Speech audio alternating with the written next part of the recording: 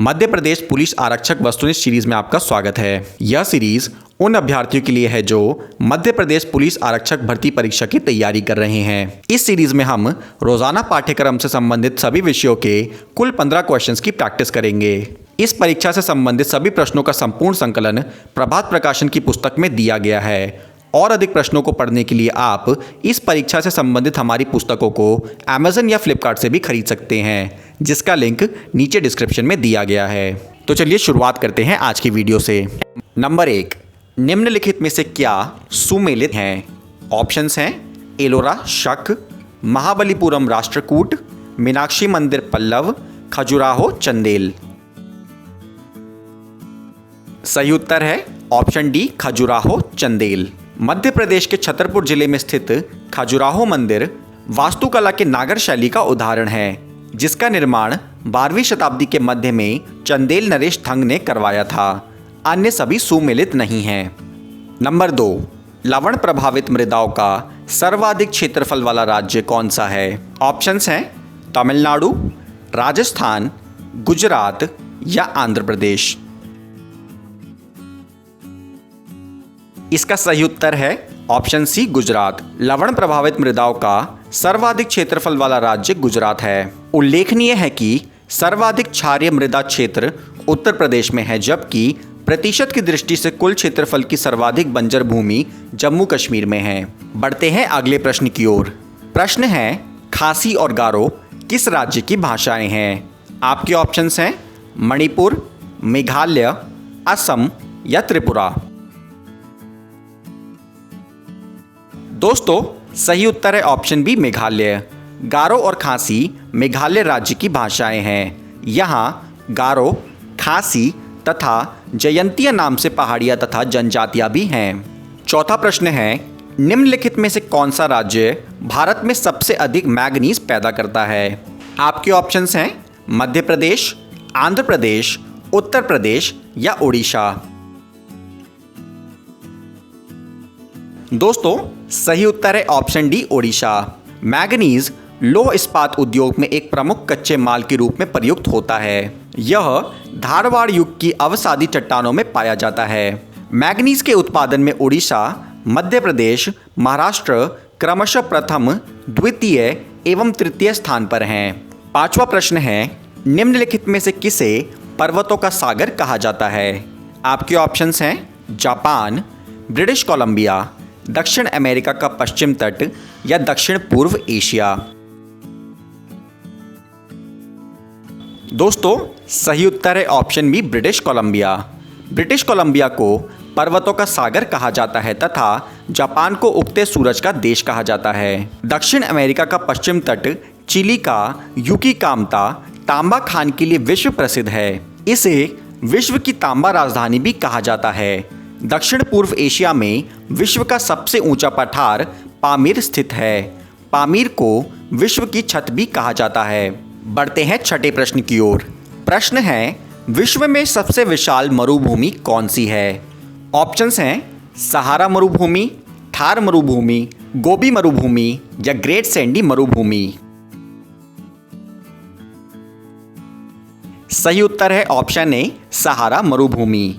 सहारा मरुस्थल उत्तरी अफ्रीका में स्थित है, जो विश्व का सबसे बड़ा मरुस्थल है। यहाँ पर ऊंट की प्रजाति पाई जाती है।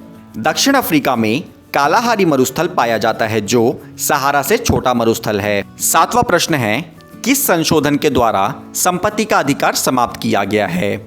ऑप्शंस हैं 24वें, 44वें, 25वें या 42वें। दोस्तों सही उत्तर है ऑप्शन बी, 44वें। मूल संविधान में 7 मौलिक अधिकार थे, लेकिन 44वें संविधान संशोधन के द्वारा संपत्ति के अधिकार को मौलिक अधिकार की सूची से हटाकर इसे संविधान के अनुच्छेद 300A के अंतर्गत कानूनी अधिकार के रूप में रखा गया है। बढ़ते हैं 8वें प्रश्न की ओर। प्रश्न है निम्नलिखित में से कौन संसद का अन्य भाग नहीं है? ऑप्शंस हैं राष्ट्रपति, उपराष्ट्रपति, लोकसभा या राज्यसभा।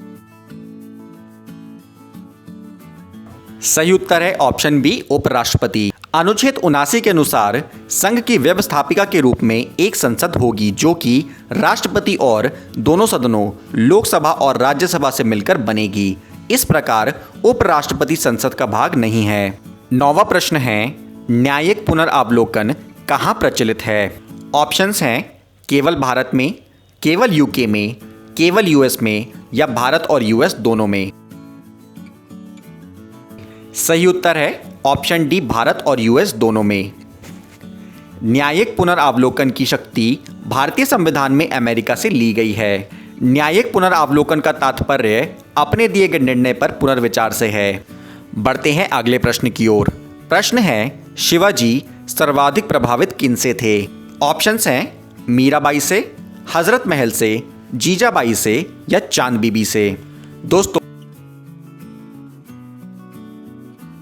इसका सही उत्तर है ऑप्शन सी, जीजाबाई से। शिवाजी अपनी माता जीजाबाई से सर्वाधिक प्रभावित थे। 11वां प्रश्न है, यूएसए में डिट्रॉइट डैश के नगर के नाम से विख्यात है। आपके ऑप्शंस हैं मोटर गाड़ी, द्वीप, वायुयान या रॉकेट। सही उत्तर है ऑप्शन ए, मोटर गाड़ी। संयुक्त राज्य अमेरिका का डिट्रॉइट नगर मोटर गाड़ी के निर्माण के लिए प्रसिद्ध है। यहाँ पर प्रमुख मोटर कंपनियों के कारखाने हैं। 12वां प्रश्न है, पदार्थ का परमाणु सिद्धांत किसने प्रतिपादित किया था? ऑप्शंस हैं एवोगैड्रो, डाल्टन, न्यूटन या पास्कल। सही उत्तर है ऑप्शन बी, डाल्टन। पदार्थ का परमाणु सिद्धांत डाल्टन ने प्रतिपादित किया था। उनके अनुसार पदार्थ अत्यंत छोटे छोटे अविभाज्य कणों से मिलकर बना होता है जिन्हें परमाणु कहते हैं।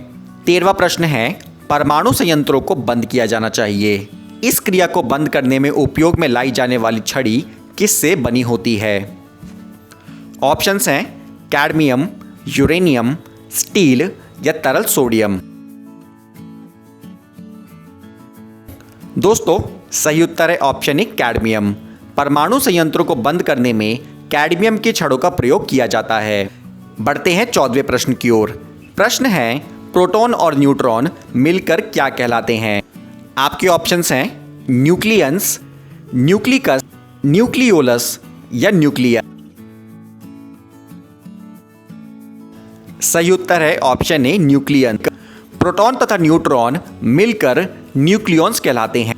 आज का आखिरी प्रश्न है, एंजाइम क्या होते हैं?